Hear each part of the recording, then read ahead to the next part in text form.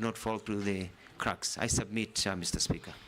Thank you, nominee. I'll now invite the Deputy Speaker to be the first to ask you a question. Dr. Mutua, as you know, His Excellency the President has been at the forefront of promoting labor migration as a way of dealing with unemployment. And also secondly, because migrant workers bring a significant contribution to our economy through their remittances. And then you have also been Cabinet Secretary of Foreign Affairs and Diaspora Affairs. So we'd like to know how you leverage on those contacts that you made to be able to promote this. But before you proceed, and while you're at it, I'd like you to elaborate on two issues that have tainted your image. One is that you are closely associated to a Miss Judith of First Choice Employment Agency. There are clips of you introducing her to the president, and she's known, and it's even come to parliament. There are petitioners from Uasin Gishu County, whom she owes millions of shillings and has impoverished many young people in Uasin Gishu because she conned them out of their money. And this is in the public domain, so please explain to us that you will not fall prey, if confirmed, to this issue. Number two, you also had another incident in Canada where you met a public senior government official informally. It was not a formal meeting, informally, and had informal discussions. But when you came back to Kenya, you announced in the media that you have secured an agreement with Canada so they can recruit Kenyans. And thereafter, it was denied by the Canadian government. In fact, the Canadian government ended up spending 2 weeks at the Kenyan embassy to train Kenyans on what to say, the ones at the embassy in Ottawa, on how to behave and the things that are official and not official. So please explain to us those and tell the people of Uasin Gishu how they'll get their money back. Thank you. Nominee. Thank you very much, Honorable Boss, for your questions. Let me start from the very beginning. One of the things that I want to do in terms of labor migration is ensure that we have agreements. The challenge we have is that people, when they go outside this country, they go as by themselves. And at times they get abused and they don't get the right rates that they should. This is because of bilateral labor agreements. We have only signed 4, which were signed even before this government got into place. And we have another pending 16, 17. My move is to get close to 30, if not 50 bilateral labor agreements by going through the hoops. I have been able to do a bit of research, and the problem is the bureaucracy that we have within our government system. By working with my colleagues, and I'll bring it up to cabinet if appointed, if pass the vetting by this house, is to ensure that we break the bureaucracy so that we can move faster in terms of processing bilateral labor agreements so that we can be able to get into that. Now, when it comes to the issues that you mentioned of a lady called Judith, I tend to remember that we had a function at KICC where we had different stands, and the stand of Foreign Affairs and Diaspora was next to the stand of Ministry of Labor. And I'd never met this lady in my life. But she was the one who was showcasing what the Ministry of Labor, I was not the minister then, was showcasing the program that they had of what was happening. And when the president came, we were told to combine the two issues of labor because of diaspora at that time. And I was there with my PS and others, so I was introducing the president to the people who were presenting. And if you watch the clip, I didn't even know her name, and she introduced herself. That was the only time that I ever met her, and after that meeting, I've never met her again.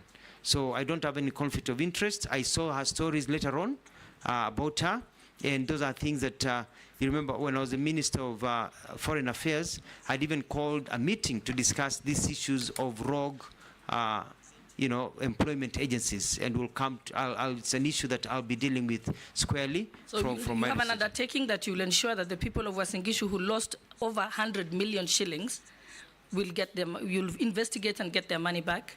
I'll give an undertaking that I will ensure that the rule of law is applied, and if anybody has to return monies according to the rule of law, we'll make sure we follow the process so that people get their rights, because it is wrong for people to lose their money through con organizations.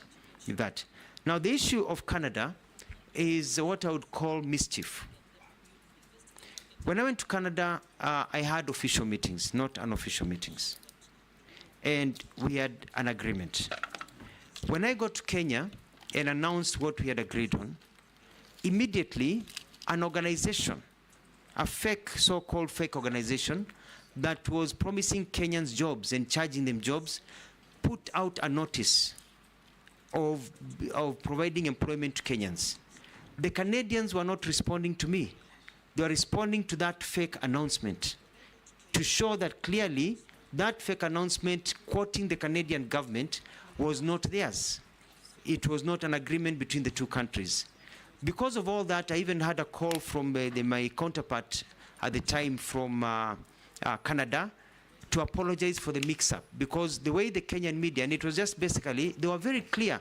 It was one of the newspapers, a journalist took it and twisted it. You or your counterpart? Who was apologizing? My counterpart called me to apologize that this had been mistaken, had been taken out of context. And to explain to me that that was not the intent of the statement that they issued. Actually, they were supporting the agreement and the discussions that we had about fighting fake people who have been misleading Kenyans all over, quoting the government of Canada, to say they were not aware of that issue. And be able to sort out that issue and move on and be able to actually establish systems, which I can discuss later on, about getting seasonal workers to go to these countries. So what is the position with Canada now? See, when you left the ministry, what was the position on that point, on migrant workers?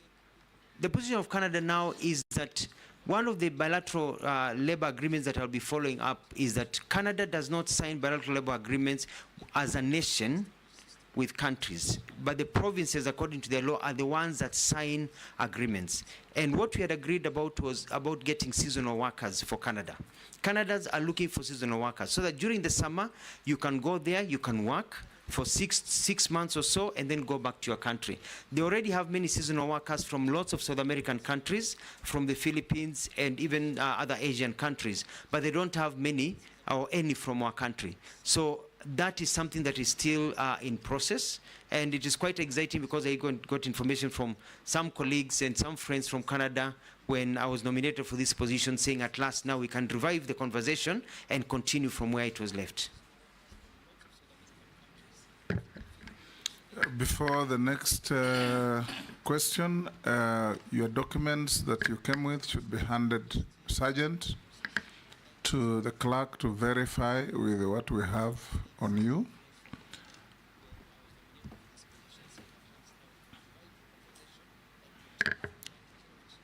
Majority Leader. Thank you, Honorable Speaker. CS, I'll just start my question from where you stopped on Canada,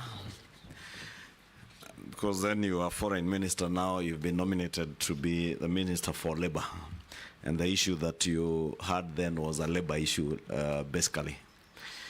I'd want to hear what are you going to do to now actualize not just that Canadian program, but we have since we established the National Employment Authority that has a system that is called the National Employment Authority Integrated Management System, that was created to be a portal where Kenyans, young Kenyans who are looking for jobs, can be able to access jobs even in the diaspora.